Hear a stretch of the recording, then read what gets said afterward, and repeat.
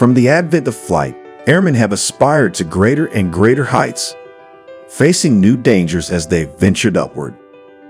As technology advanced beyond the Earth's atmosphere, so did the U.S. Air Force.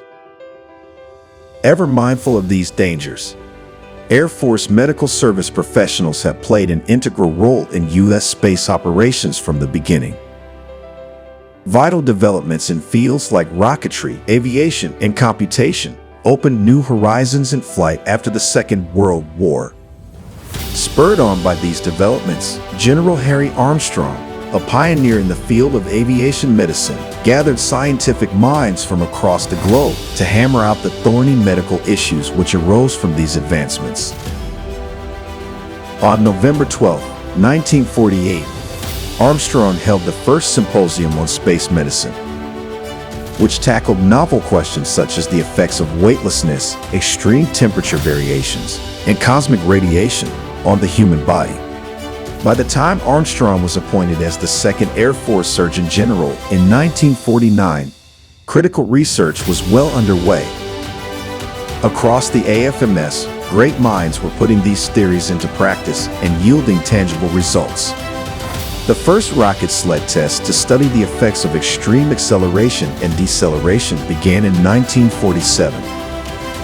In 1954, Flight Surgeon Lieutenant Colonel John Stock would achieve global renown when he set a land record speed of 632 miles per hour in 5 seconds, earning the title of the fastest man alive.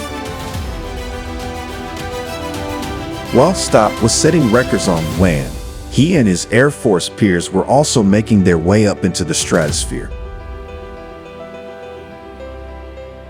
In 1957, Air Force Dr. Major David G. Simons set a high-altitude flight record of 19 miles as a part of Project Manhigh 2. This achievement paved the way for Project Excelsior in 1958, which saw Air Force Captain Joseph Kittinger skydive from 102,800 feet in 1960.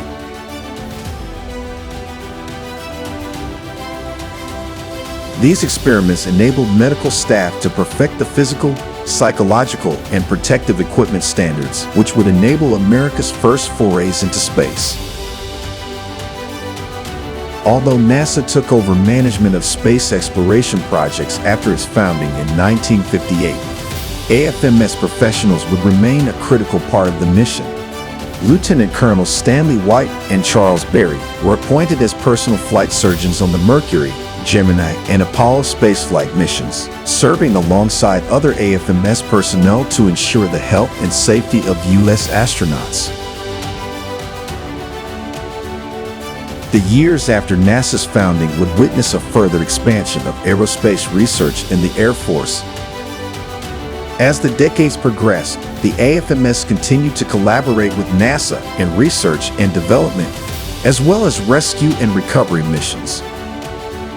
The space domain has become integral to military operations, as well as everyday life. In acknowledgement of space's critical role in national security, Congress passed the 2020 National Defense Authorization Act, and on December 20, 2019, the President signed the document establishing the U.S. Space Force, the first new branch of the armed services in 73 years.